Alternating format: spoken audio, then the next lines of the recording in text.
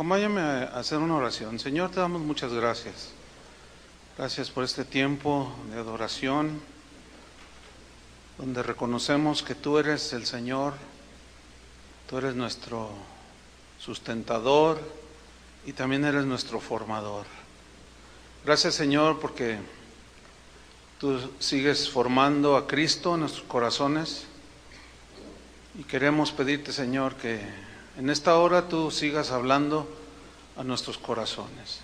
Nos ponemos en tus manos, que tu palabra sea entendible y llegue a lo profundo de los corazones. Te lo pedimos, Señor, en el nombre de Jesús. Amén. Gracias, Señor.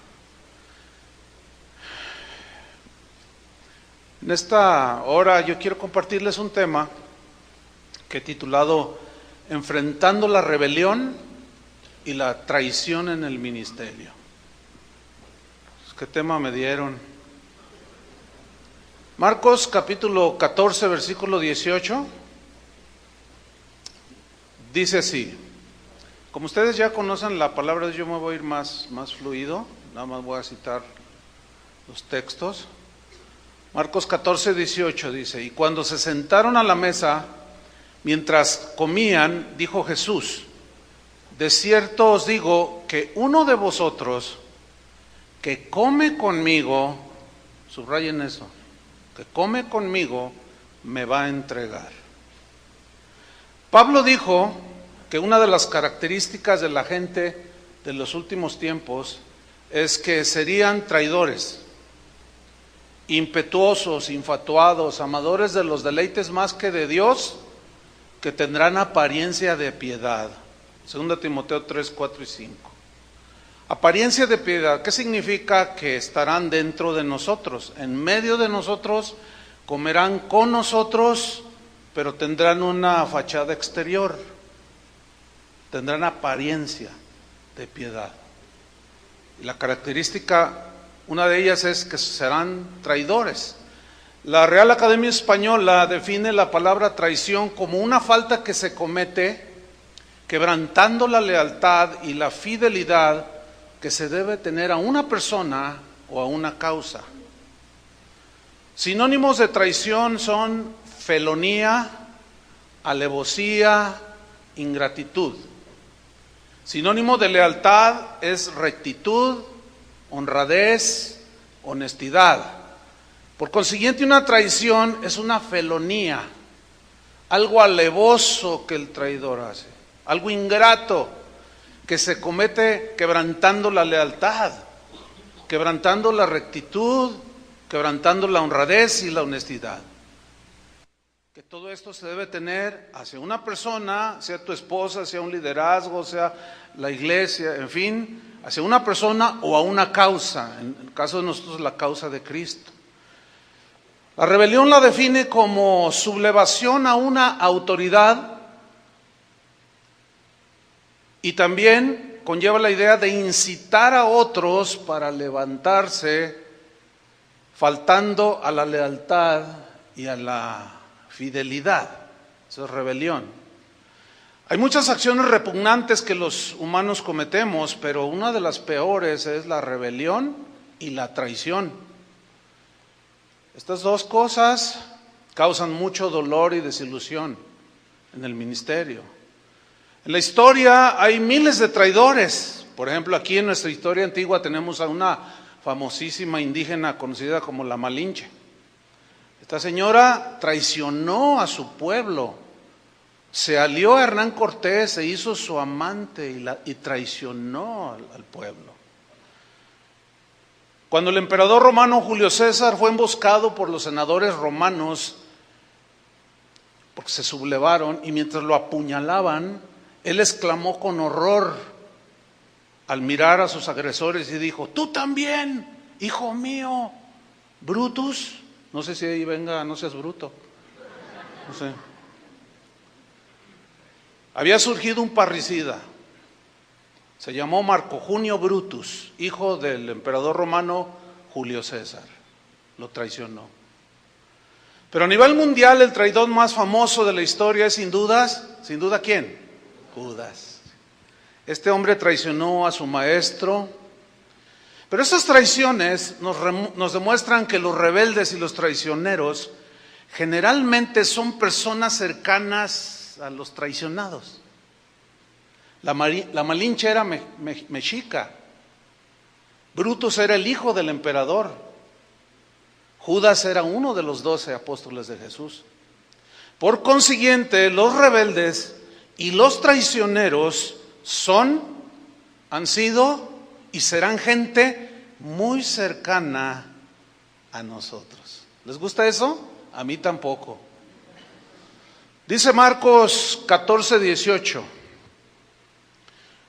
que cuando se sentaron a la mesa mientras comían, dijo Jesús: de cierto os digo que uno de vosotros que come conmigo, subraya eso, me va a entregar. Uno cercano. Entonces ellos comenzaron a entristecerse y a decirle uno por uno: ¿seré yo? Y el otro: ¿seré yo? Él respondiendo les dijo: uno de los 12, el que moja conmigo en el plato. O sea, uno bien cercanito ahí. Ahora bien, una traición se da por múltiples razones. Por avaricia, Judas traicionó a Jesús. Por ambición de poder, es que se originan en muchas ocasiones lo que llamamos golpes de púlpito. Alguien que se levanta contra el pastor, la autoridad que Dios estableció en una iglesia. El típico absalonazo, ¿sí? Pero también hay otras razones, como por ejemplo un liderazgo abusivo, ¿sí? Este liderazgo abusivo puede ser real, pero también puede ser imaginario en el rebelde. ¿Por qué imaginario? Porque a veces confunden la disciplina en la iglesia con autoritarismo y se rebelan. La rebelión y la traición más común en nuestros días, subrayen, es por la supuesta defensa de la sana doctrina. Ahora, aquí viene una pregunta. ¿Justifica Dios la rebelión y la traición por este y otros motivos, sean genuinos o no? La respuesta es no. ¿Cómo? No. Vamos a verlo. Jesús dijo de su traición: a la verdad el Hijo del Hombre va, según está escrito de él. Mas hay de aquel hombre por quien el Hijo del Hombre es entregado. Bueno le fuera a ese hombre no haber nacido. ¿Por qué dijo Jesús bueno le fuera a ese hombre no haber nacido? ¿Saben por qué? Porque el Señor sabe que el rebelde y el traicionero jamás le va a ir bien.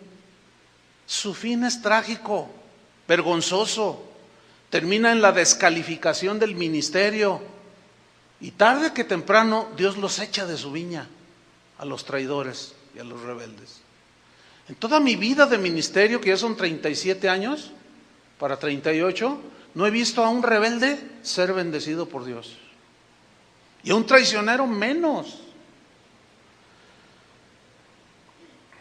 Hay un ejemplo allí de David cuando llega aquella malecita ustedes saben que Saúl se suicidó, pero llegó una malecita y le dijo: no, pues yo pasé y estaba en la batalla y vi a Saúl y dijo: traspásame con la espada. Entonces yo lo maté, queriendo quedar bien con el rey porque sabía que era su enemigo. Y David se sorprende, le dice: ¿cómo no tuviste temor de extender tu mano para matar al ungido de Jehová? ¿Y saben cómo terminó ese? En la muerte murió, lo mandó, le dio cuello. Así era en esos días. Por otro lado, una de las pruebas del ministerio que Dios usa, pongan atención, para tratar nuestros corazones es que tarde que temprano enfrentaremos la rebelión. Enfrentaremos la traición en nuestro ministerio. Pero debemos de cuidar de que no seamos nosotros los traidores. Porque nada más vemos: me traicionó. Pero en nosotros hay un potencial también para la rebelión y la traición. ¿Seré yo, maestro? Yo no sé. Cada quien mire su corazón. Aquí surgen dos preguntas importantes. ¿Cómo se va gestando una rebelión? Una rebelión que termina en traición. Otra pregunta es, ¿cómo debo enfrentar la rebelión y la traición en el ministerio cuando se me presente? Porque créanme, hermanos, yo quisiera decirles lo contrario, pero no. Lo van a tener que enfrentar algún día. Escúchenme bien los pastores jóvenes. No sean muy inocentes. No sean idealistas platónicos. No, a mí no, yo decreto. Mira, decreta todo lo que quieras. Tarde que temprano te vas a enfrentar con alguien que se te levante, por la razón que sea, y te va a traicionar. Vamos a ver algunos ejemplos en las Escrituras. Vamos a ver la rebelión y la traición de Judas en primer lugar. La Biblia nos deja ver que la razón de la traición de Judas fue por avaricia. El pecado de avaricia ha provocado mucha traición en los ministerios, en las iglesias. Traicionamos a Jesús, por otro lado, como ministros, cuando dejamos el mensaje del Evangelio y lo sustituimos por enseñanzas enfocadas a obtener dinero y bienes terrenales. Ahí estamos traicionando a Jesús por avaricia. Vamos a ver algunos rasgos en las Escrituras de la traición de Judas. Mateo 26:3. Dice que se reunieron los principales sacerdotes, los escribas y los ancianos del pueblo en el patio del sumo sacerdote llamado Caifás. Y tuvieron consejo para prender con engaño a Jesús y matarle. Dice el versículo 14. Entonces uno de los 12, que se llamaba Judas Iscariote, fue a los principales sacerdotes y les dijo: ¿qué me queréis dar? Y yo os lo entregaré. Fíjate, ¿qué me quieren dar? Denme algo y yo se los entrego. Y ellos le asignaron 30 piezas de plata. Y desde entonces, dice el versículo 16, buscaba oportunidad para entregarle. ¿Qué significa esto? Que el rebelde y el traicionero buscará la oportunidad para traicionarte. La va a buscar. La avaricia llevó a Judas a la traición, a la deslealtad y a la deshonestidad. Dice en Juan 18:2 que Judas conocía aquel lugar donde se reunían, porque muchas veces Jesús se había reunido allí con sus discípulos. Todo esto que Judas conocía aumentaba lo abominable de su traición. Porque lo hizo con las 3 agravantes en la comisión de un delito grave, que son premeditación, o sea, lo premeditó, lo planeó, lo calculó. El otro es alevosía, o sea, con toda maldad, de manera alevosa y con ventaja. Tomó ventaja de la confianza que le tenía a Jesús y de los demás de los discípulos. 3 agravantes: premeditación, alevosía y ventaja. Así actúa el rebelde y el traicionero. Lo planea. Hace rato Connie me preguntó, los discípulos cuando Jesús fue prendido, que huyeron, traicionaron a Jesús. Y le dije, no, esa no es traición. Esa fue una reacción del momento. Ellos nunca lo planearon. Nunca dijeron, voy a huir cuando lo prendan. No, pues ellos no. Es distinto. Entonces el rebelde siempre traiciona. Y cuando traiciona lo hace con premeditación, con alevosía y con ventaja. Yo supe un caso de unos pastores a quienes se les entregó una iglesia. Y ellos tomaron otro curso en la dirección, bíblicamente hablando, y con toda premeditación, con toda alevosía y con toda ventaja, traicionaron a quienes le depositaron la confianza. Esa traición no se dio en una semana, se dio en el lapso de 1 año, 2 años. Y de repente, ¡zas!, le dieron el golpe.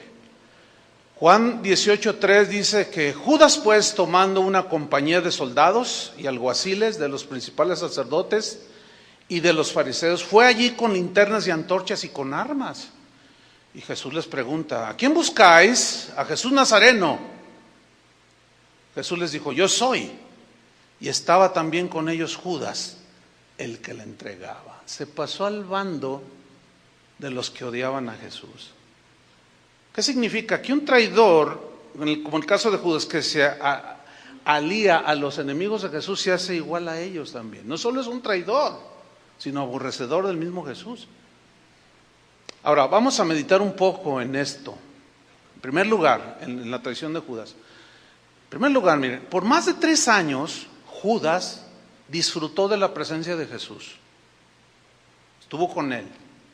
Fue uno de sus más cercanos. Número 2, él escuchó las enseñanzas de Jesús. Él vio sus milagros. Y cuando se le depositó confianza y los fueron enviados de 2 en 2, sanad leprosos, levantad muertos, orad por los enfermos, él fielmente lo hizo. Predicó y hasta sanó enfermos.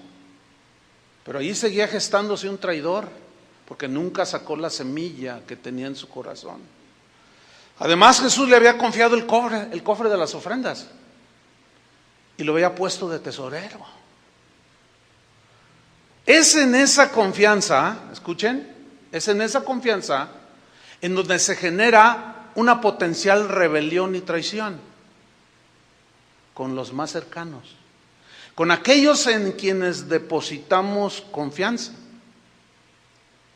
Sin embargo, debemos arriesgarnos en depositar esa confianza y no quedarnos sin delegar responsabilidad y autoridad. No. Cuando Dios me llamó un tiempo en la etapa de mi vida, en el año 89, que me mandó de misionero a Sudamérica, a la Argentina, cuando yo estaba en ese diálogo con el Señor: no, sí Señor, yo me voy a donde tú digas. Entonces yo le dije: ¿y a quién le dejo la iglesia? Y él me respondió: ¿cómo que a quién? Pues a los que has estado trabajando con ellos por algunos años, los que hoy son los pastores de Casa de Oración. Entonces yo le dije: Señor, pero dice: no, tú debes de arriesgarte con ellos, así como yo me estoy arriesgando contigo. ¿Por qué? Así me lo dijo. Porque Dios ha depositado confianza en mí y Él se está arriesgando a que yo traicione esa confianza. Entonces, no, pues me desarmó y dije: no, pues está bien. Entonces, deposité la confianza, me fui y les dejé en manos de ellos la confianza. Pablo dijo en 2 Timoteo 2:2: lo que has oído de mí ante muchos testigos, esto encarga a hombres fieles.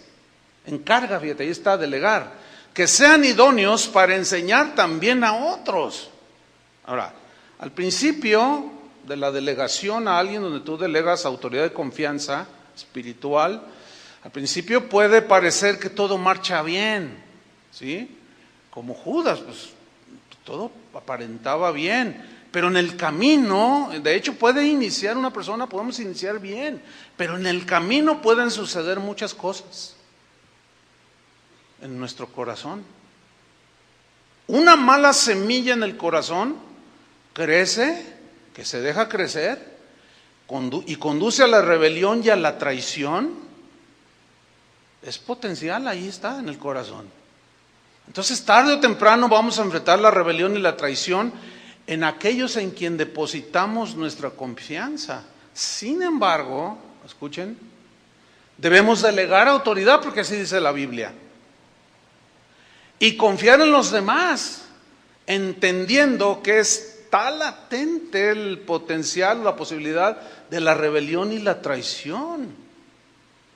Porque miren, si nosotros no delegamos autoridad y nosotros hacemos todo y no confiamos en nadie, quizá nosotros mismos estamos propiciando una peor rebelión y traición.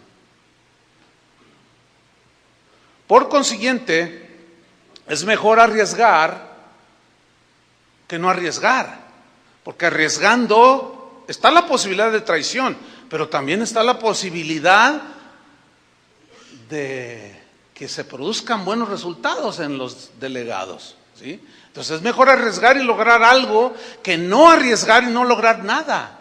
Es mejor arriesgar y hacer la voluntad de Dios, de preparar obreros, enviarlos, porque sin duda que también surgirán muy buenos ministros, fieles, leales. Volviendo al ejemplo, cuando yo me fui a Argentina, de entre todos los que estaban, yo dejé a uno que la mayoría de ustedes no lo conoce, lo dejé, digamos, dejé a todos encargados, pero a uno le dije, pero tú vas a ser el responsable. Y en mi ausencia, ese delegado, algo le pasó en su corazón y empezó a hostigar a todos los pastores, a Memo, a Chuy García, a Carlos mi hermano, a Toño Ortiz, a todos los quería echar para quedarse con lo que es casa de oración. Pero Dios descubrió su corazón. Ciertamente uno, pues no se logró, pero los demás aquí siguen. Hombres fieles, hombres sencillos, hombres con un corazón bien dispuesto, el cual yo doy gracias a Dios por ellos. Pero me arriesgué y hubo traición. ¿Cómo enfrentar la traición? Ya contestaremos esa respuesta. Aquí en este lugar hay algunos entre ustedes los cuales nos arriesgamos de manera directa en delegarles autoridad. Nos arriesgamos. A veces cuando hablamos, que estamos viendo cómo levantamos otra iglesia o que ya se está levantando, dice, oye, yo siento en mi corazón fulano de tal, y no falta quien de nosotros diga, no, pero es que le falta mucho. ¿Y a ti cuánto te faltaba? No, pero, no, es que, a ver, el consenso, no, pues sí, hay que arriesgarnos. Bueno, la mayoría de las veces han surgido muy buenos ministros, y aquí hay de ellos, en quienes depositamos confianza. ¿Ah? Hay otros que no. Confiamos en ellos y cometieron traición, fueron desleales y deshonestos. Tenemos algunos casos en los que les delegamos autoridad y la traicionaron, la confianza y la traicionaron con el pretexto de haber conocido la verdad. En todo caso, yo reflexiono, lo que deberían de haber hecho es, ok, me delegaste autoridad, me entregaste una iglesia, ya encontré la verdad, me voy, pero aquí está la iglesia. Pero no lo hicieron así. La pregunta es, ¿cómo enfrentó Jesús la traición? Pues es interesante, ¿no? Porque a fin de cuentas, tarde o temprano va a llegar, hermanos. Pero ¿cómo la vamos a enfrentar? Con perdón y misericordia, esa es la respuesta. ¿Se acuerdan de Jesús en la cruz? Perdónalos porque no saben lo que hacen. Ellos creen que están haciendo bien. Porque, es que ya no estoy de acuerdo en esta doctrina. No, algo pasó y se justifican su rebelión. La justifican de alguna manera. Pero escuchen esto. Una traición fue lo que desencadenó que Jesús fuese llevado a la cruz, ¿no es cierto? Una traición desencadenó. Y en ese Cristo de esa cruz, nosotros encontramos nuestro perdón y salvación. ¿Dan gracias a Jesús? Pero aquí viene una pregunta muy osada, que suena, no sé cómo les va a sonar, pero ¿deberíamos de darle gracias a Judas por haber traicionado a Jesús? Pues de ninguna manera, eso suena aberrante. ¿Verdad que suena aberrante? Entonces, pregunto yo, ¿por qué avalar a alguien que con razón o sin razón ha cometido traición? Porque si avalamos a un traicionero, debemos de avalar entonces la traición de Judas. Eso suena aberrante. Es como cuando Pablo dijo, cuando abundó el pecado, sobreabundó la gracia. Entonces los romanos reaccionaron y dijeron, o sea, mientras más hay pecado, mientras más pecado, más gracia. La respuesta es sí. y se fueron al libertinaje. Entonces, esa era una pregunta como la que yo hice. Entonces, ¿debemos de darle gracias a Judas por la traición? Pues no. Y dice Pablo, a ver, no se me equivoque, no se me desvíen. ¿Perseveraremos en el pecado para que la gracia abunde? Dice Pablo, en ninguna manera, de ningún modo. Entonces, ¿cómo deberíamos ver este episodio de la traición de Judas? ¿Cómo? La respuesta es la siguiente: que Dios en su inmensa sabiduría y en su dominio, en su omnipotencia, en su omnisciencia, esa traición la encaminó y la usó para darnos a nosotros salvación. Permitió ser traicionado para que de allí surgiera nuestra salvación, la desencadenara. Pongan mucha atención. Pero ¿qué en el caso, cómo manejar o cómo funciona esto de que una traición que vamos a enfrentar de temprano en nuestro ministerio, cómo es que funcionará o cómo se desencadenará, qué desencadenará o cómo está el asunto? Escuchen esto, Dios lo va a permitir. ¿Saben para qué? Para tratar con nuestro corazón. Pero debemos de confiar que en su inmensa sabiduría Él la va a encaminar para bien. Una pregunta a todos.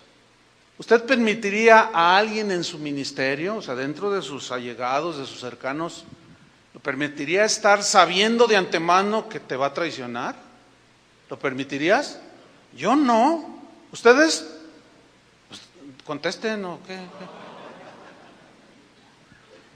Nosotros no, pero Jesús sí. ¿Pero por qué?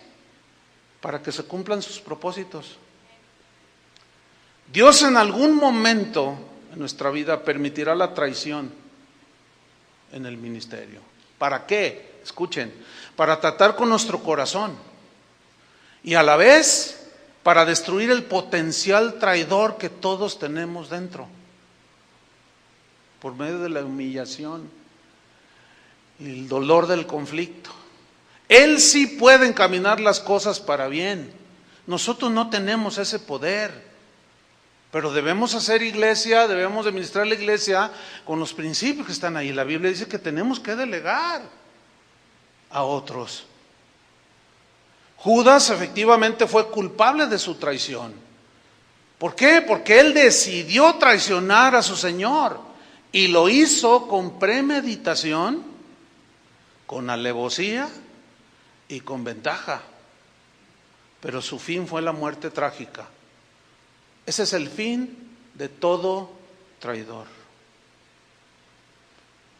Vamos a ver otra historia donde están involucrados un rey y un futuro rey. Ya saben a quién me refiero, ¿no? Bueno, uno se llamaba Saúl y un joven en ese entonces, pastorcillo llamado David, a quien Dios en su omnisciencia sabía cómo se iban a desarrollar muchas cosas, sabía lo que quería con David, sabía lo que pasaría con Saúl, pero ese pastorcito sencillo, Dios lo usaría, pero antes tenía que tratar con su corazón. Ambos eran muy distintos, eran de un corazón muy distinto. La respuesta en el conflicto que hubo entre los dos fue muy distinta. Uno respondió en forma negativa, agresiva, prepotente, vengativa, y el otro dio una respuesta conforme al corazón de Dios. Y aquí ya se abre un parteaguas. Dentro del ministerio van a ser los que, vamos a llamarlo así, serán como del linaje de Saúl y otros del linaje de David. Pues ¿de cuál vas a ser tú? ¿Sabes cómo te vas a dar cuenta de qué linaje eres? Por las respuestas que des y cómo las des en los conflictos del ministerio. Así se va a saber lo que hay en el corazón. Vamos a ver pues cómo Dios trabaja con nuestros corazones y por qué permite la rebelión, la traición en el ministerio. Vamos a hacer un poco de historia en Israel. Acuérdense que Israel exige un rey como todas las naciones. Dios le dice a Samuel, me han rechazado a mí. ¿Por qué? Primero de Samuel 8:4.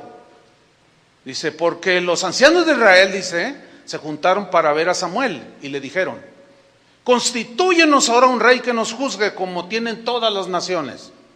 Pero no agradó a Samuel estas palabras que dijeron, danos un rey que nos juzgue. Y Samuel oró a Jehová. Y dijo Jehová a Samuel, oye la voz del pueblo en todo lo que te digan. Fíjense cómo Dios permitiendo algo que va en contra de su voluntad. Dice, porque no te han desechado a ti, sino a mí me han desechado, para que no reine yo sobre ellos. ¿Saben? Escuchen esto, hermanos. Lo peor que nos puede pasar es que Dios nos dé aquello que insistimos que nos conceda cuando no es su voluntad. Lo peor que les puede pasar, nos puede pasar. Entonces Dios permitió que Saúl reinara en Israel, pero no es su voluntad, pero lo permitió. Como diciendo, no me quieren a mí, quieren que los gobierne un hombre, eso quieren, eso les daré. Dios le dice a Samuel posteriormente, en los siguientes versículos, que le diga al pueblo todo lo que ese rey haría con ellos, una vez establecido en el reinado. Le dijo, mira, diles, los va a oprimir, va a tomar sus tierras, va a tomar sus hijos, etcétera, etcétera, etcétera. Saúl, entonces, Dios le dice a Samuel que lo unja como rey de Israel. ¿Pero era su voluntad que fuera rey? No, pero lo permitió. Un día, dice la historia bíblica, un gigante desafía a Israel. Saúl ya había ganado un montón de batallas. Era valiente, dice que era el más grandote y sobrepasaba de los hombros para arriba. Además estaba guapo, dice. Un día un gigante desafía a Israel. Todos corrían huyendo en todas direcciones. Y Saúl fue el primero que corrió. Y de pronto aparece un pastor, un jovencito que con una piedra y una honda le había dado duro a unos que querían comerse las ovejitas. Y enfrenta a Goliat, y conocemos la historia, lo vence. Y las doncellas de Israel toman panderos y empiezan a cantar. Saúl mató a sus 1000 y David a sus 10,000. Y Saúl reacciona. Escuchen. 1 Samuel 18:8. Y se enojó Saúl en gran manera. Así reaccionan los del linaje de Saúl. No pueden ver los triunfos y las bendiciones en otros porque tienen celos y envidia. Y se enojó Saúl en gran manera y le desagradó este dicho. Y dijo, a David dieron 10,000 y a mí 1,000. No le falta más que el reino. O sea, en su inseguridad empezó a decir, este me va a quitar el reino. Y desde aquel día, dice el versículo 9, Saúl no miró con buenos ojos a David. Siempre habrá alguien que no te mire con buenos ojos. Siempre. Le vas a caer de la patada. No te va a querer. ¿Por qué? Hay muchas razones.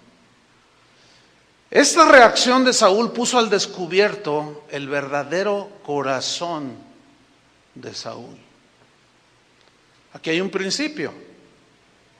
Los reconocimientos a otros y no a nosotros ponen a prueba nuestro verdadero carácter y nos habla de qué linaje somos. ¿Sí? Si tú andas buscando aplauso, fama, reconocimiento y no lo obtienes,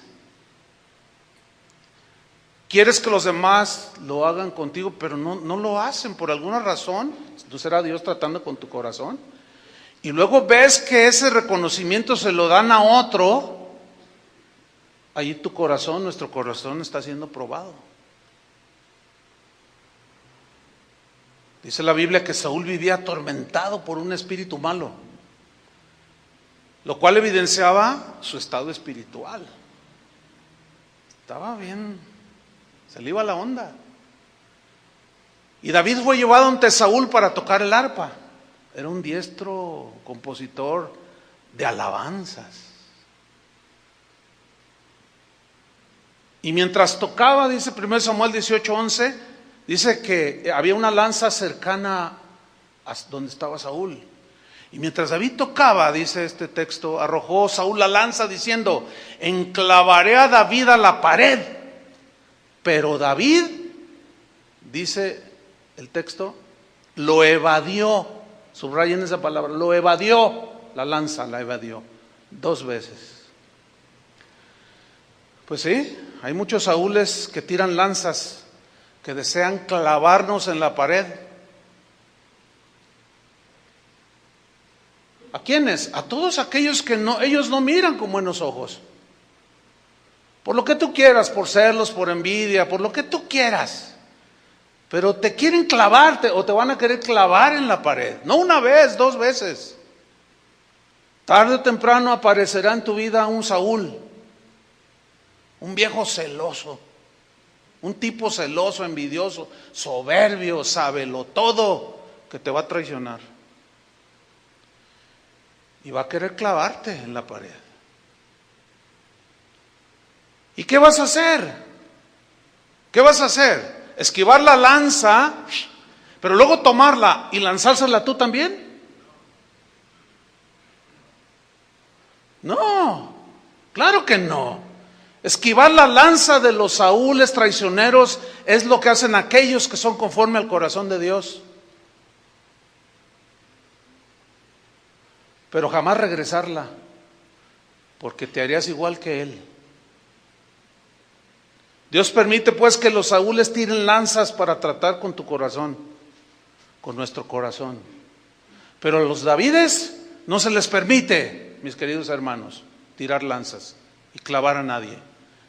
A nosotros nada más se nos permite y se nos pide y se nos exige esquivarlas. Nada más. De ahí en adelante Saúl inicia una encarnizada persecución contra David. No, y no había internet, si no, imagínense, hubiera sido peor el ataque del traicionero Saúl. No, olvídense, no, detrás de una computadora es bien fácil tirar, ya no lanzas, misiles, que te quieren volar en pedacitos, pero no contestes. No respondas o te harás o evidenciará que eres del linaje de Saúl. David empezó a huir por las montañas, viviendo en cuevas, comiendo raíces, comiendo lo que podía. Dios estaba trabajando en el corazón de un hombre que él dijo, es conforme a mi corazón. O sea, no era en el momento que lo eligió, sino que él ya lo miraba en el futuro. Él iba a tratar con él. ¿Lo hizo un hombre perfecto? No, pero lo hizo de un corazón recto, que es diferente. Cuando David se fue delante de Saúl, huyendo por la encarnizada persecución que tenía contra él, se fue solo. ¿Cómo se fue? Solo. No armó una rebelión. No trató de convencer a nadie de que Saúl debía de ser quitado del reino. Salió solo, se fue totalmente solo. No arrastró a nadie con él. Era su propia prueba. Mira, si algún día tú huyes de tu Saúl, vete solo. Vete solo. No levantes una sedición, una rebelión, vete solo. No arrastres contigo en tu rebelión a otros. Cada quien tiene su trato personal con Dios. Déjalos y tú vete solo. Pero David seguía preguntándose, ¿por qué me persigue Saúl? Era un desconcierto, era terrible lo que estaba viviendo este futuro rey. Él ignoraba que Dios estaba tratando en su corazón. Él se decía, yo no le he hecho nada. ¿Por qué me tira lanzas? ¿Por qué me persigue? ¿Por qué en la primera oportunidad me quiere matar? Señor, a lo mejor, Señor, ¿por qué permites esto?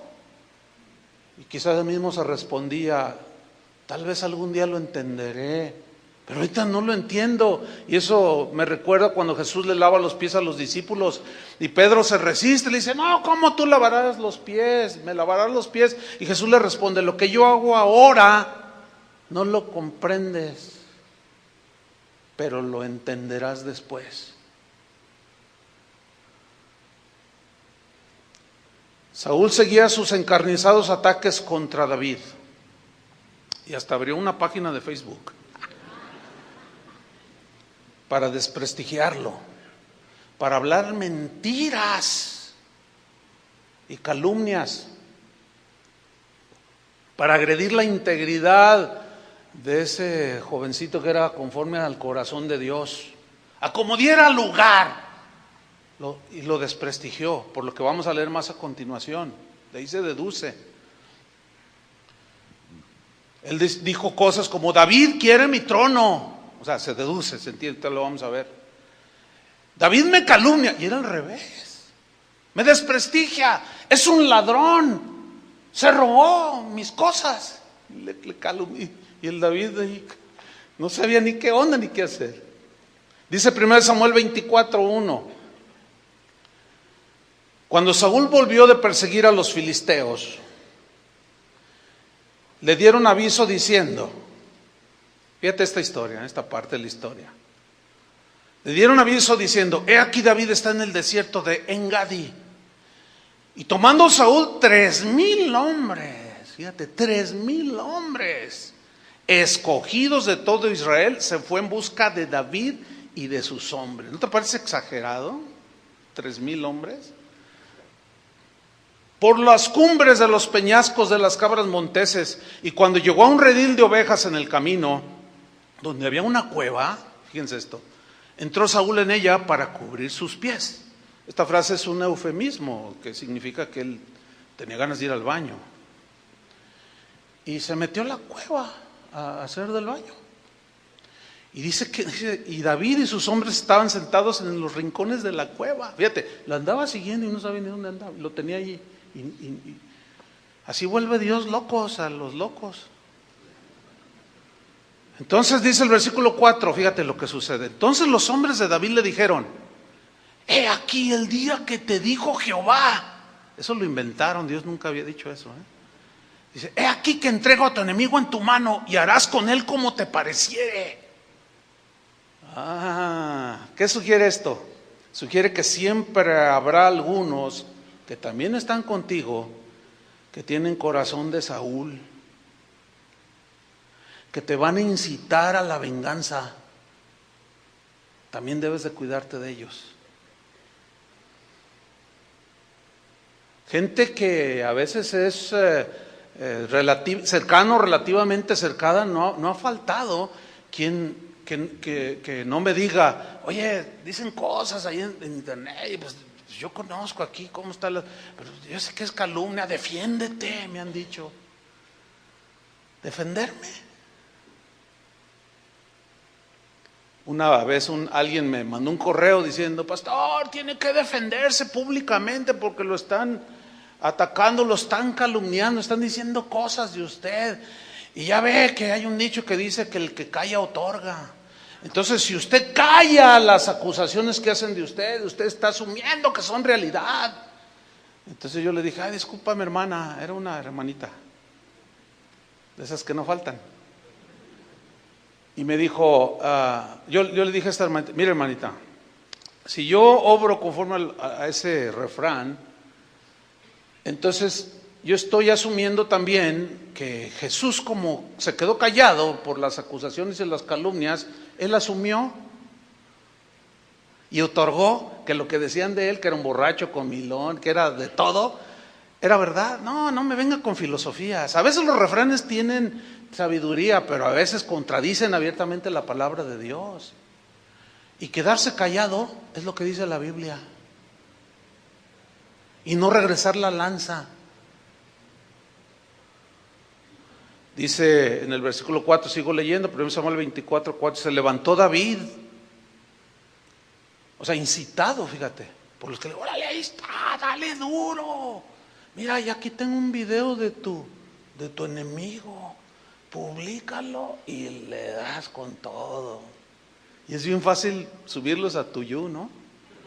¿Verdad que es bien fácil subirlos? Y tienes a tu enemigo allí a 10 centímetros para clavarlo con una lanza. ¿Qué vas a hacer? ¿Qué vas a hacer, Saúl? Pues a clavarlo. ¿Qué vas a hacer, David? No. Sigamos leyendo, dice. Se levantó David y calladamente cortó la orilla del manto de Saúl. Se entiende que se lo quitó para hacer del baño, ¿no?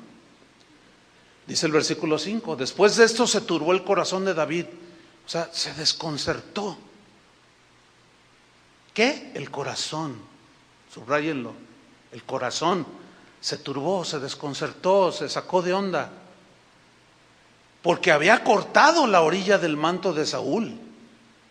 ¿Qué vemos aquí? Aquí vemos ya un corazón que Dios ya tenía algunos logros en David. La venganza no sería parte de su futuro ministerio como rey de Israel. Versículo 6, y dijo a sus hombres, fíjate lo que les dijo, Jehová me guarde de hacer tal cosa contra mi Señor, el ungido de Jehová, que yo extienda mi mano contra él, porque es el ungido de Jehová. Pongan atención, esta frase, ungido de Jehová, no significa que Saúl todavía en ese momento disfrutaba de la unción del Señor. No, ya se había ido, pero seguía siendo el ungido. Había sido ungido por Samuel, seguía teniendo una autoridad. Pero aquí es donde está la profundidad de la obra de Dios en el corazón de David. La mayoría de nosotros reacciona así: no, pues ya Dios ya lo descalificó, entonces voy a quitarlo yo. No, David él iba mucho más allá de lo que hoy se entiende como, hoy se entiende, no toques al ungido de Jehová, ustedes ya saben esto, hoy se entiende como, yo puedo meterme con 10 mujeres, puedo robar todo, puedo hacer lo que yo quiera y no me digas nada porque tocas al ungido de Jehová. Eso no significa en la Biblia eso, ustedes saben eso, no tengo que explicarlo, pero los pillos lo agarran para tener fuero espiritual. Y algunos, no entrando en esa profundidad en la que entró David, aunque aquel ya no tiene el respaldo del Señor, se levantan contra Saúl. Y sin embargo David fue más allá, su corazón estaba siendo transformado bien tremendo, porque pues esta frase pues no significa que Saúl todavía tenía el apoyo de Dios, solo estaba demostrando que el corazón de David ya estaba avanzado en la transformación que Dios estaba haciendo. ¿Para qué? Para que cuando fuera rey y enfrentara la rebelión, no hiciera lo mismo que Saúl.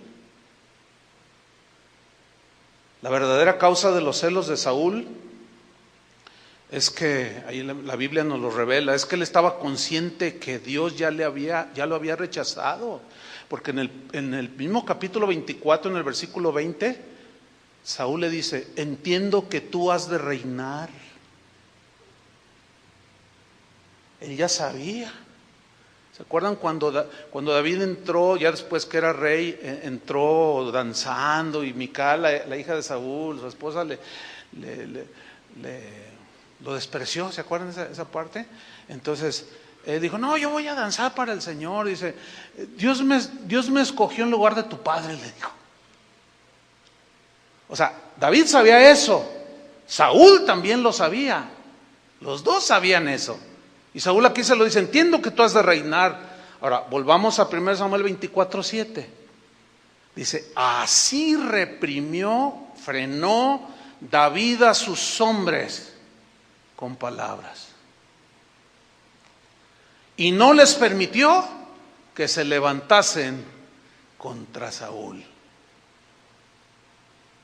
¿Qué hombre? Y cuando yo leo este texto, es inevitable, hermanos, que no pueda recordar al que fue nuestro pastor, el hermano Pablo Hunter, que ya partió con el Señor. Ustedes seguramente han escuchado la historia, pero él tuvo una traición, pero traición, con premeditación, alevosía y ventaja. Y yo vi que él no hizo nada, pero yo me enojé, me molesté, porque yo había visto cómo literalmente lo levantó de la miseria a ese hombre, y le delegó confianza y lo hizo hasta su tesorero, y lo traicionó y lo despojó de todo y le dio un puntapié. Entonces, cuando yo me entero, yo me enojé. Yo le dije a 2, 3 de los pastores: tú y tú, mañana vamos allá donde vive este traidor y voy a hablar con él. Pero uno de ellos dijo: no, piensa bien lo que vas a hacer. Y alguno de ellos, no sé quién, hizo lo correcto, fue y le dijo al hermano Pablo. No, que llega el hermano Pablo. Yo estaba en mi oficina que está acá atrás, y que llega, siempre tocaba, y esa vez entró sin pedir permiso. Abrió la puerta y usaba un bastón, y yo vi su rostro. Era como de bronce bruñido, así que brillaba, pero así, no, de verdad que y yo estaba sentado y lo vi así. Entonces golpea, no violentamente, pues sí golpeó mi escritorio, hizo así, ¡pam! Te prohíbo, me dice, te prohíbo que vayas y hables con este pastor. No lo hagas. Es más, te digo algo, si hoy mismo yo sé que ese pastor, que sí me traicionó y me hizo todas las cosas que tú sabes, pero si yo sé que el día de hoy o mañana ese pastor no tiene que comer, yo le llevo, yo voy y le doy. Me desarmó todo. Ahora, no faltó quien le dijo: hermano, usted tiene autoridad, pues dele un saulazo. Pero él siempre se resistió. Y le puedo contar 25 casos.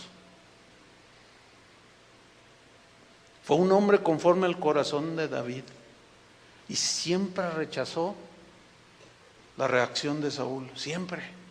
Entonces David, dice el versículo 7, reprimió a sus hombres con palabras y no les permitió que se levantasen contra Saúl. Qué hombre, ¿no? Y Saúl, saliendo de la cueva, siguió su camino, ni cuenta se dio.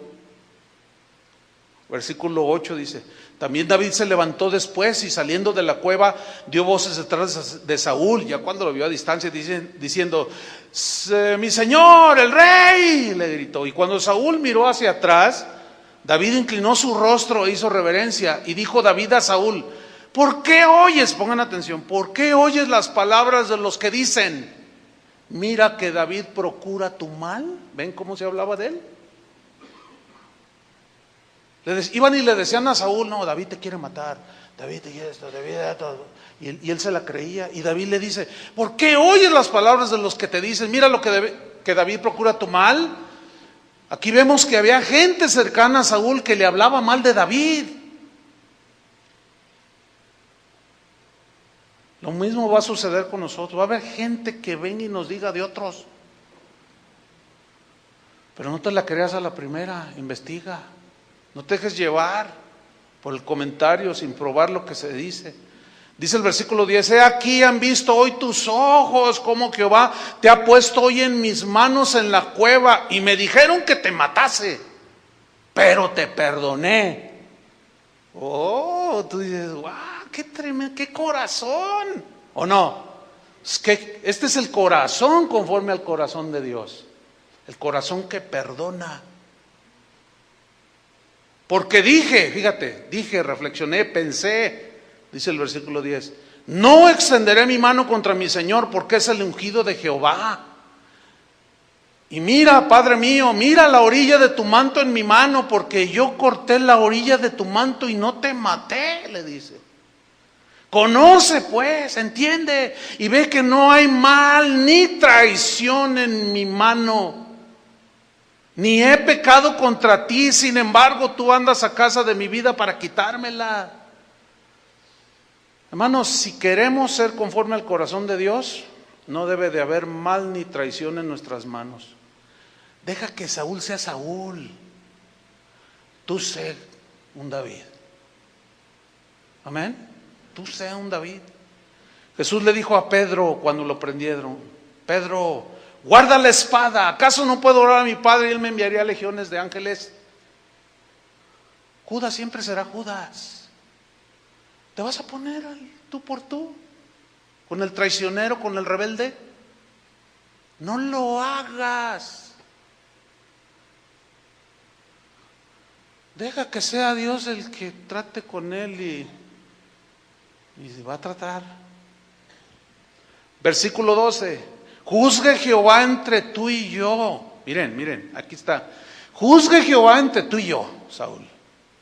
Y véngueme de ti Jehová, pero mi mano no será contra ti. Y el mismo David dice, como dice el proverbio de los antiguos, y cita un proverbio antiguo: de los impíos saldrá la impiedad. En otras palabras, como decir, yo no soy un hombre impío, yo tengo temor de Dios, así que mi mano no será contra ti. Los Saúles son vengativos y traicioneros. Los Davides no se vengan de aquellos que los persiguen. Nunca. ¿Qué estaba sucediendo allí? Dios estaba ganando cada día terreno en el corazón de ese joven David. Pero le sigue diciendo en el versículo 15: Jehová pues será juez. ¿Quién va a ser el juez? Dios. Y Él juzgará a Saúl entre tú y yo. Él vea y sostente mi causa, y Él me defienda de tu mano. ¿Quién va a ser nuestro defensor? Dios. Y aconteció que cuando David acabó de decir estas palabras a Saúl, Saúl dijo, miren a Saúl, ¿no es esta la voz tuya, hijo mío David? Y alzó Saúl su voz y lloró. Ay, mira qué tremendo. No, los Saúles son unos actorazos. Lloran, saben llorar en el púlpito. Ay, mira lo que haría. Cuando él era el malvado. Y aquí está llorando. Y dijo a David, al menos dijo una verdad: más justo eres tú que yo, que me has pagado con bien, habiéndote yo pagado con mal. Fíjate, entre todo, él dice una verdad. Yo lo que veo aquí es que David se adelantó al tiempo de Jesús, que en una de sus enseñanzas dijo: si tu enemigo te da en una mejilla, ¿qué? Ponle la otra. Pero los Saúles entienden diferente. Ellos entienden algo así como: si tu enemigo te da en una mejilla, tú ponle en la otra. Pero te voy a decir algo, sí, pues suena así medio jocoso y da risa, pero te voy a decir una cosa. Cuando tú enfrentes esto y levantas tu mano y tú mismo das con la otra, o le tiras la lanza o le regresas la lanza, te haces igual a él. Y serás un Saúl aunque pongas carita de llorar. No levantes la mano. Pues que no dijo nuestro Señor a quien servimos: si te dan la mejilla, ponle la otra. Bueno, eso es parte del ministerio. Ahora, ¿ustedes creen que David no sufría? Pues no es fácil, hermano. No es fácil que gente cercana a ti diga cosas de ti bien feas. Y de alguna manera, ya ven que dice, todo lo que dices en secreto las sabes, lo dispersas, y todo se sabrá. Y yo me entero. Y a veces cuando me encuentro de aquel que dijo que yo era el anticristo, y a veces de cara a cara, Dios prueba mi corazón. Porque teniendo la autoridad para darle un puntapié, no lo hago. Estoy a punto, muchas veces. Pero me detengo y me acuerdo y reflexiono y digo, no, mejor dáselo tú, Señor. Y en todas las veces, eso sí debo decirlo, todas las veces Él es el que les ha dado el puntapié o la bofetada para que se callen.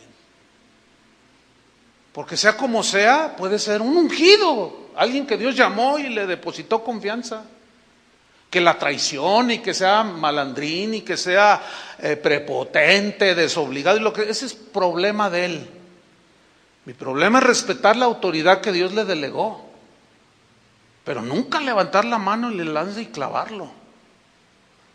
Aunque ellos sí le agarran la lanza y te descuidas y les das y al rato ya como el de la película así.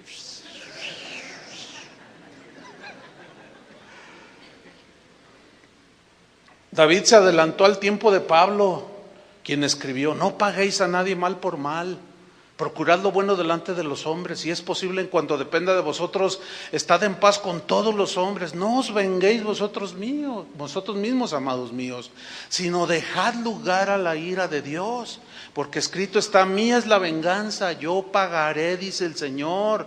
Así que si tu enemigo tuviere hambre, dale de comer; si tuviere sed, dale de beber, pues haciendo esto, ascuas de fuego amontonará sobre su cabeza. No seas vencido de lo malo, sino vence con el bien el mal. Para llegar a hacer eso, tiene que haber un trato de Dios en tu corazón. No se puede de otra manera. Y ahora, si reflexiones, yo ahorita, actualmente, le estoy dando de comer a uno que es mi enemigo. Pero no podría haberlo hecho si Dios no hubiera tratado conmigo allá en aquellos años mozos. No hubiera podido. ¿Cómo? Cuando Dios empezó a tratar con mi vida, como tratará con la tuya. Seguimos 1 Samuel 24:18. Tú has mostrado hoy que has hecho conmigo bien, le dice Saúl, pues no me has dado muerte, habiéndome entregado Jehová en tu mano. Porque ¿quién hallará a su enemigo? Fíjate lo que dice Saúl. ¿Quién hallará a su enemigo? O lo tendrá de pechito, como decimos acá, ¿no? ¿Y lo dejará ahí sano y salvo? ¿Quién? Solo los Davides. Solo ellos. Jehová te pague con bien por lo que en este día has hecho conmigo. Y ahora dice, como yo entiendo que tú has de reinar, ahí está, y que el reino de Israel ha de ser en tu mano firme y estable. Le dice, júrame pues ahora por Jehová que no destruirás mi descendencia después de mí. Si no lo destruyó a él, ¿usted cree que iba a destruir su descendencia? O sea, le estaba demostrando lo máximo del corazón conforme al corazón de Dios. Está grueso. Bueno, a mí se me hace así, no sé a usted. Dice, júrame que no borrarás mi nombre de la casa de mi padre. Entonces David juró a Saúl. Dijo, no, pues no, claro que no. Entonces dice que se fue Saúl a su casa y David y sus hombres subieron al lugar fuerte. Mira, si hubiera sido al revés, Saúl hasta le da el tiro de gracia. El tiro de gracia estaba buscando, ¿por qué se acuñó tiro de gracia? Bueno, es el que dice ahí en la Wikipedia que es el que se le da a aquel que es fusilado para asegurar su muerte. Y así son los Saúles. O sea, no solo te traicionan como los sicarios, que les dan y todavía se acercan y el tiro de gracia, se aseguran que estés muerto. Pero los Davides no. Ahora, ¿cómo enfrentó David la traición, la crítica, la calumnia en su vida? Pues la respuesta ya es más obvia, ¿no? Jamás se defendió. Jamás regresó la lanza y puso en las manos de su Señor toda la causa. Nunca se vengó. Sin embargo, fíjense, hubo un episodio en la vida de David, en su vida, en que estuvo a punto de reaccionar como Saúl. ¿Cuándo? Cuando fue a Nabal, quien le ayudó, le negó ayuda, y mientras huía, David le pidió ayuda a Nabal, esposo de Abigail. Entonces, no recibe la ayuda y toma 400 hombres. Fíjate cómo hizo lo mismo que Saúl. Estaba reaccionando igual. 400 para uno. Y tomó 400 de sus hombres que ya lo seguían en ese momento, y fue y dijo David: no dejaré con vida ni un varón. Órale, reaccionó. Ahí entre la mitad de que él llegaba al reinado y que Saúl lo perseguía, se le presenta la oportunidad de ser como Saúl, pero una mujer llamada Abigail, la esposa de este hombre, sale a su encuentro, dice la escritura, y lo hace reaccionar de que no se vengara. Y David reacciona y le dice, David a Abigail, 1 Samuel 25:32, le dice: bendita seas de Jehová, sea Jehová Dios de Israel, que te envió para que hoy me encontrases. Bendito sea tu razonamiento, mujer, y bendita tú que me has estorbado hoy para ir a derramar sangre y a vengarme por mi propia mano. O sea, tuvo una reacción, tuvo la oportunidad de ser como Saúl, igualito. Dios seguía tratando con su futuro rey. Dios seguía formando el corazón de un rey conforme a su corazón. Y permitió eso, pero hubo alguien que le estorbó. Y tú y yo podemos estorbar el corazón de algunos que se quieren vengar. Y ve y hazlo reaccionar. Y dile: perdónalo, no levantes tu mano, encomienda la causa al que juzga justamente. Bueno, sabemos que finalmente Saúl muere y David asciende al trono de Israel. Oh, qué tiempos se vinieron para Israel, ¿no? Tiempos gloriosos, de conquista, de victoria. Pero el trato de Dios todavía no terminaba. Dios seguía preparando a este hombre para que fuera rey, pero para que no fuera como un Saúl. ¿Qué sucede? Siendo rey un día, Absalón, su hijo, se rebela contra él y le roba el corazón de la congregación, de aquellos que nunca están conformes, de aquellos insatisfechos que todo critican. Siempre los va a ver en la congregación. Y es fácil robarles el corazón por los Absalones. Son presa fáciles de los rebeldes que traicionan. Oh, si yo fuera rey de Israel, haría las cosas como se deben, decía. Oh, ¿quién me eligiera? Oh, ¿cómo fuera yo? Y así robaba el corazón. Oh, si yo fuera el pastor de aquí, defendería la sana doctrina. Oh, si yo fuera el pastor, tendríamos un avivamiento. Hoy todo es muerte.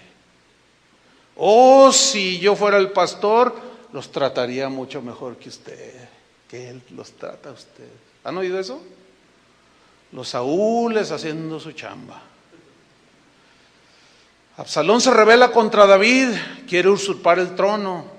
David enfrenta ahora la rebelión y la traición de alguien muy cercano a él, su propio hijo. Qué duro, ¿no? David tenía y se le presenta la oportunidad de reaccionar como todo un Saúl en el trono ya. David tenía esa autoridad para ejecutar al traidor. Eso es pena de muerte. Y actualmente sigue siendo pena de muerte para el traidor a la patria. Pero ¿qué hizo David? Hermanos, no hizo nada, absolutamente nada. ¿Qué vas a hacer tú? Ya veremos, dijo el ciego. ¿Cómo reaccionó David siendo el rey ante la agresión y la traición de su hijo? Se va a escondidas, se fue a escondidas. Segunda de Samuel 15:14, David dijo: levántense, vámonos, huyamos, dice, porque no podremos escapar de delante de Absalón. Dense prisa a partir, no sea que apresurándose él nos alcance y arroje el mal sobre nosotros y hiera la ciudad a filo de espada. Aquí parece como que no tiene nada, pero contiene todo. Una vez más tuvo que evadir la lanza, pero ahora en traición directa. contra él. Solo que ahora David tenía sobre sus espaldas a mucha gente.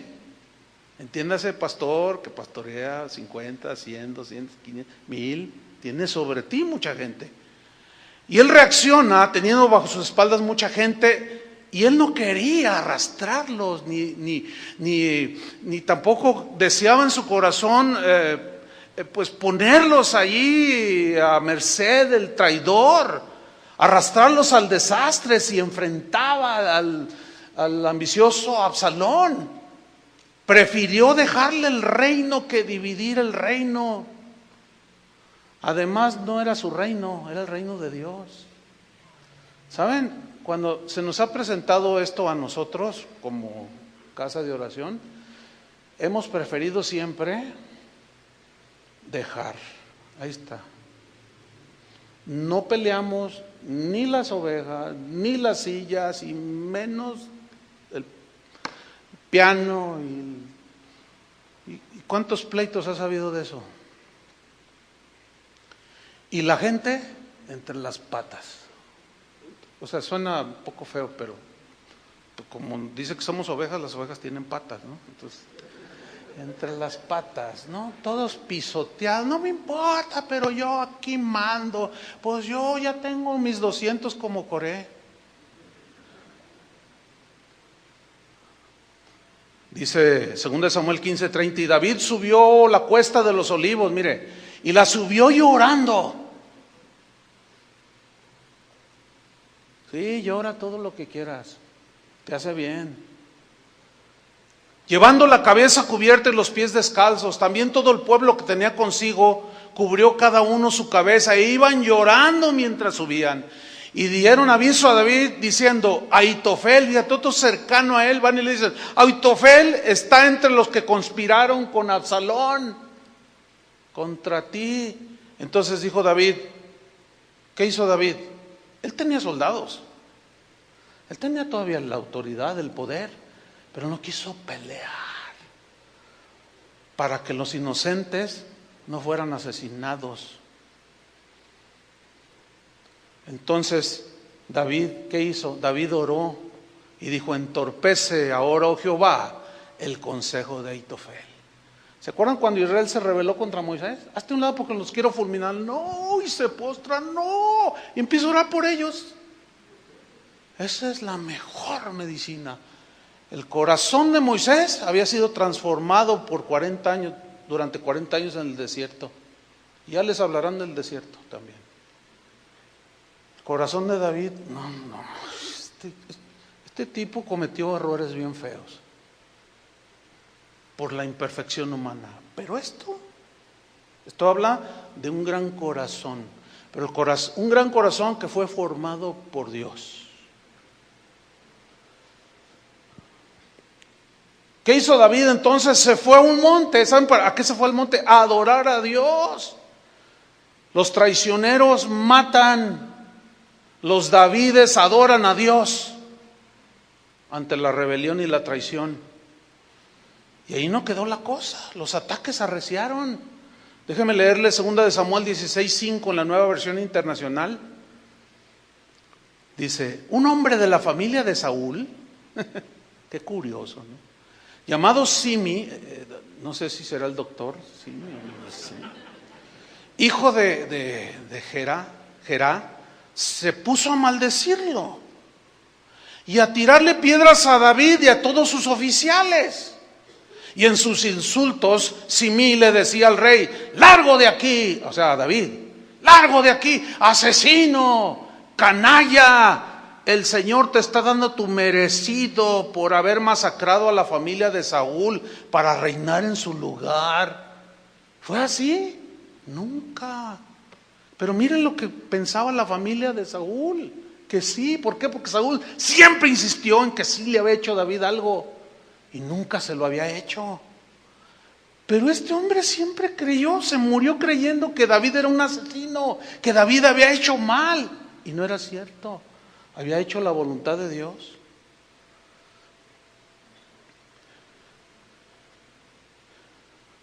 Dice en el versículo 8, el Señor te está dando tu merecido por haber masacrado a la familia de Saúl. para reinar en su lugar. Por eso el Señor le ha entregado el reino a tu hijo Absalón. Has caído en desgracia porque eres un asesino. ¡Wow! Todavía añádele a eso, ¿no? Abisaí, hijo de Sarbia, le dijo al rey, uno de sus soldados del rey, le dijo: ¿cómo se atreve este perro? Ese estaba enojado. Ese quiso reaccionar como Saúl, fíjate. Estaba junto al rey. Y aún no fue capaz de aprender del corazón del rey. Dijo: ¿cómo dice este perro muerto? ¿Cómo se atreve a maldecir a su majestad? Déjame que vaya y le corte la cabeza. Siempre va a haber un Sarbia contigo, que cree que va a ser bien siendo como Saúl. Pero el rey respondió: esto no es asunto mío ni de ustedes, hijo de Sarbia. David añadió: si el hijo de mis entrañas intenta quitarme la vida, ¿qué no puedo esperar de este benjamita? Déjenlo que maldiga, pues el Señor se lo ha mandado. O sea, es algo que sabemos que no es real, Dios no se lo mandó. Pero así era un dicho que tenían, como diciendo, bueno, eso es, como diciendo David, eso es lo que él cree, que yo soy un asesino, que soy un canalla. Pero pues Dios sabe que yo no lo soy. A pesar de las ofensas que eran justificadas, David y sus seguidores soportaron finalmente el abuso sin dejarse arrastrar para responder. Eso nos habla que mantener la compostura frente a la crítica injustificada, pues sí, es una experiencia difícil, yo lo sé. Y emocionalmente, hermanos, es desgastante. No podemos evitar las calumnias, pero sí podemos ignorarlas. Finalmente, hermanos, Absalón muere como mueren los rebeldes, los traidores. Joab, un general de David, casi como su mano derecha del ejército. Qué tremendo, vivió con él, pero nunca pudo ver la obra de Dios en el corazón de su rey. Nunca pudo ver que Dios había tratado con el corazón de David, y estaba cerquita con él, con David. Este Joab tenía un corazón como el de Saúl. Y fue con David y le dijo: oye, tu hijo, tú, no le hagas nada. Es más, mira, procuren no hacerle nada, les dijo. Pero dice la Biblia que Joab, en un momento, él esperaba el momento de la venganza. Y era inevitable la batalla. Hubo una batalla entre los que seguían a David con los que Absalón había levantado. Y se levanta la batalla, pero los rebeldes fueron aplastados. Y dice la historia que en su huida, Absalón quedó trabado entre unas ramas con su espesa cabellera. Y fueron y le dieron aviso a David, pero Joab se dio cuenta. Dice que fue de su propia iniciativa, fue y tomó 3 lanzas. En la versión Reina Valera dice 3 dardos, pero la palabra que se traduce por dardo es la misma de lanza. Y tomó 3 lanzas Joab, y las 3 se las clavó en el corazón a Absalón. Conclusión: los rebeldes y los traidores siempre mueren en manos de un igual a ellos. Por eso no nos conviene a nosotros la venganza. No. Déjame terminar con una historia que algunos sin duda han escuchado. Cuando Dios me llamó al ministerio, bueno, yo crecí bajo el liderazgo de un Saúl.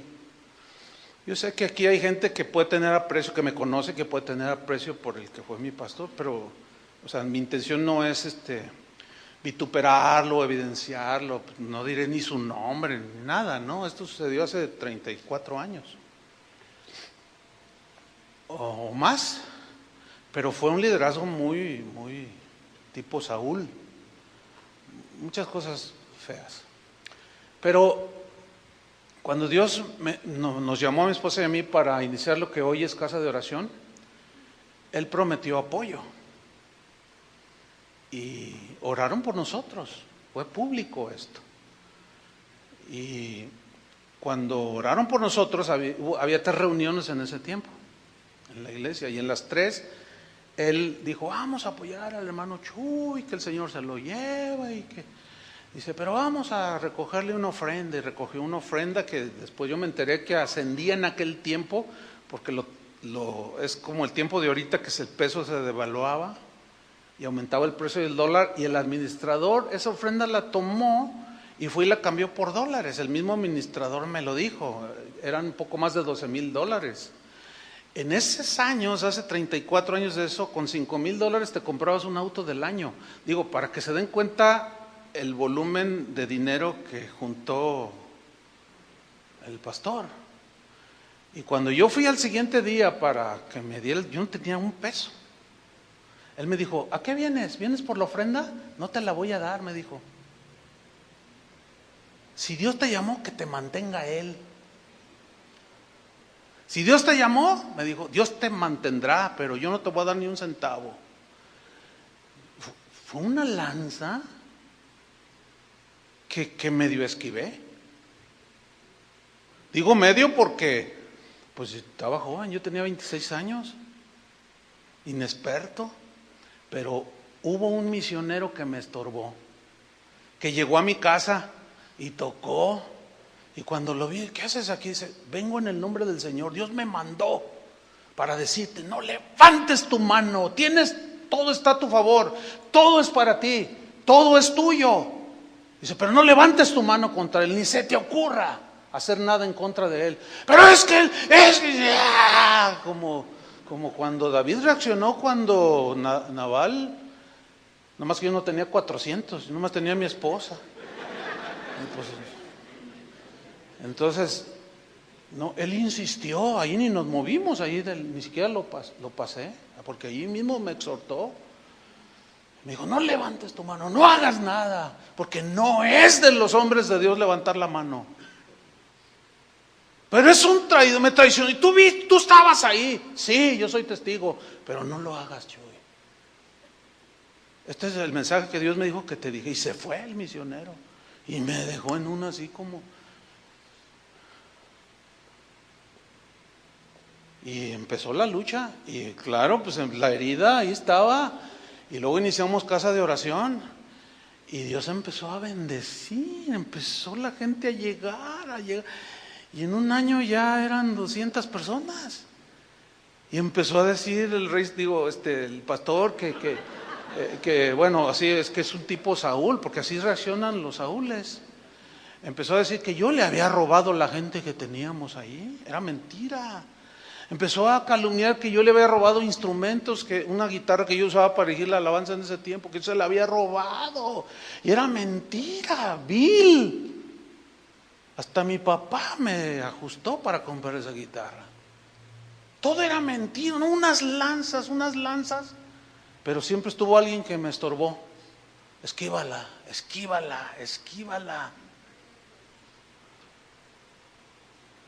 Esa fue el episodio en mi vida que me marcó. Ahora, en ese tiempo no lo entendía, pero ahora ya lo entiendo bien. Porque ¿cómo podría yo soportar, no una lanza, 500 lanzas, o una docena, o 2 docenas? ¿Cómo iba a poder soportarlas? ¿Cómo iba a poder esquivarlas si Dios no hubiera tratado con mi corazón? Y la lucha fue muy fuerte, y claramente Dios me dijo, si tú no perdonas, ahí te vas a quedar. Después yo tuve en mis manos la oportunidad de evidenciar a mi Saúl y lo pude haber destruido. Y Dios me dice, no levantes la mano, porque él había hecho algo terrible, ni lo voy a mencionar, y yo tenía todo en mis manos. Dios lo puso ahí a 1 metro para clavarlo en la tierra. Y no faltó quien me dijo, ahorita dale, mira, con todos los que te vituperó, diles quién es, ahí están las pruebas. Pero ya Dios había trabajado. Dije, no, yo no voy a hacer nada. No entendía, pasaron los años y ahora ya entiendo. Dios trabajó. Por eso es que ustedes no verán nunca una respuesta ni en internet, ustedes nunca la van a ver. Nunca la van a ver, el regreso de la lanza. Nunca voy a regresar una lanza. Pero no ha sido fácil. El problema, ¿saben dónde está? En la respuesta que cada uno le dé. Ahora, probablemente tú estás ahorita en la luna de miel, no, tus líderes, no pasó usted, yo soy su escudero. Yo sé que, no hombre, y yo te doy la vida por ti.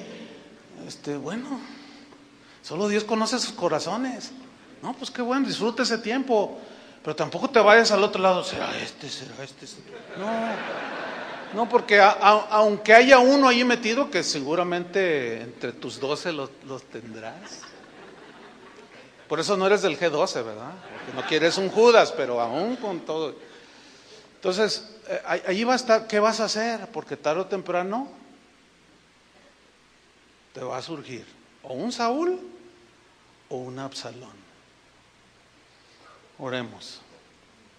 Señor, te damos muchas gracias por tu palabra.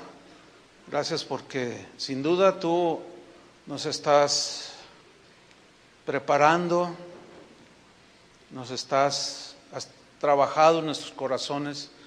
Hay jóvenes aquí, pastores, que han iniciado y su corazón puede ser recto, es recto sin duda, pero a veces hay inocencia, hay desconocimiento de que estas vicisitudes del ministerio se van a presentar tarde que temprano.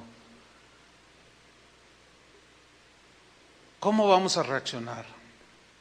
Padre, oramos para que en tu misericordia, en tu gracia, en tu favor, no nos permita, Señor, reaccionar como Saúles, buscando la menor oportunidad, y ahora más con los medios de comunicación tan globalizados, que en un clic, en un segundo, todo el mundo puede escuchar el ataque, la calumnia, el desprestigio, y se riega la amargura.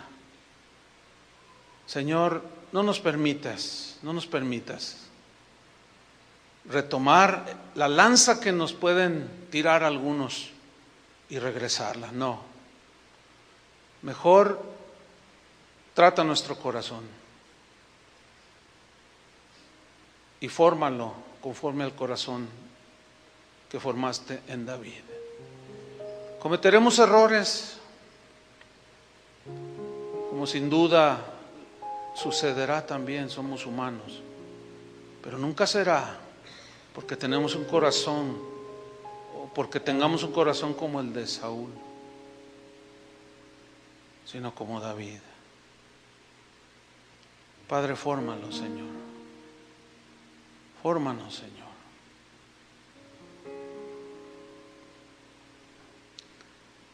Es probable que algunos de ustedes se estén enfrentando ya actualmente o estén a la mitad, no sé, otros están en una lucha o quizás siendo Davides han reaccionado como Saúles. No lo sé, pero si hay algo que arreglar con el Señor, pues hay que arreglarlo. Amén.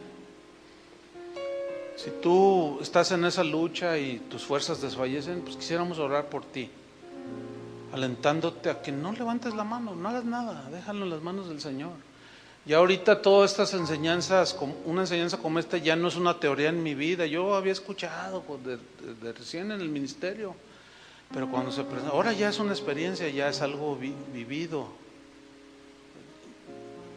Y les puedo asegurar esto: si tú no levantas la mano y dejas las cosas en las manos del Señor, Él se va a encargar siempre se ha encargado con los rebeldes en el ministerio que Dios nos encomendó. Siempre y los ha puesto en su lugar, tarde o temprano. Pues algunos reconocen que necesitan una oración, podemos fortalecer sus manos orando por ustedes. Solo pónganse de pie ahí en su lugar si están en esa lucha. Los demás que abran sus ojos, miren a su alrededor, hay algunos de pie, vamos a orar por ellos, ¿sí? Levanten sus manos por los que necesitan oración, porque se pueden confundir. Ok, ahí están unos, pónganse de pie algunos ahí alrededor y oren por ellos, oren por ellos. Pero sí les animamos a que no levanten su mano, déjenlos. Claro, protejan al rebaño, pero ustedes no levanten su mano, no hagan nada.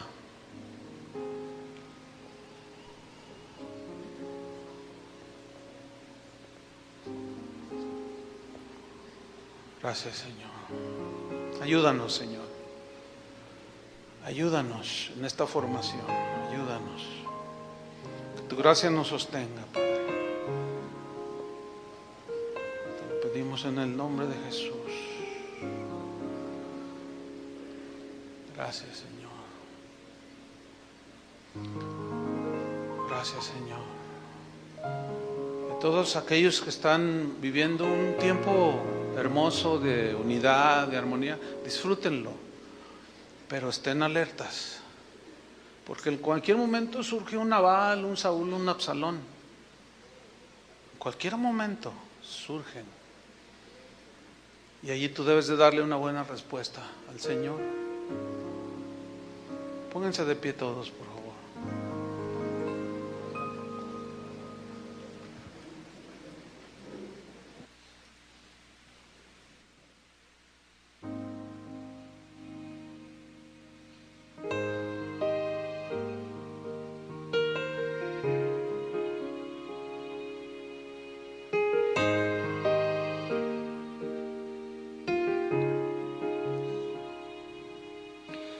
¿Quién habitará en tu tabernáculo y en tu lugar santo morará? ¿Quién habitará en tu tabernáculo y en tu lugar santo morará? ¿Quién subirá al monte de Jehová? ¿Y quién estará en su santo lugar? El limpio de manos y puro de corazón, el que anda en integridad y su boca habla la verdad. No resbalará jamás. El limpio de manos y puro de corazón, el que no habla para calumniar, ni desea a su vecino el mal, Jehová lo bendecirá.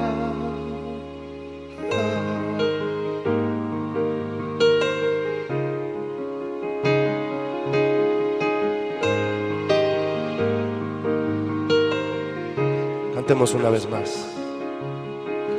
¿Quién habitará en tu tabernáculo, en tu lugar, y en tu lugar santo morará? ¿Quién habitará en tu tabernáculo y en tu lugar santo morará? Dile al Señor. ¿Quién subirá al monte de Jehová? ¿Y quién estará en su santo lugar? El limpio de manos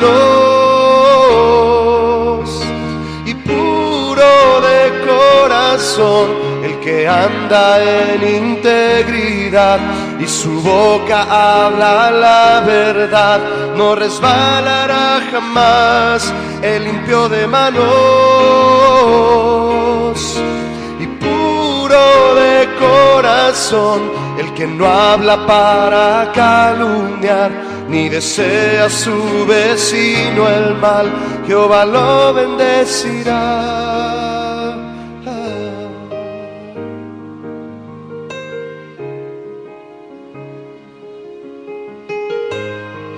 Sí, Señor, gracias.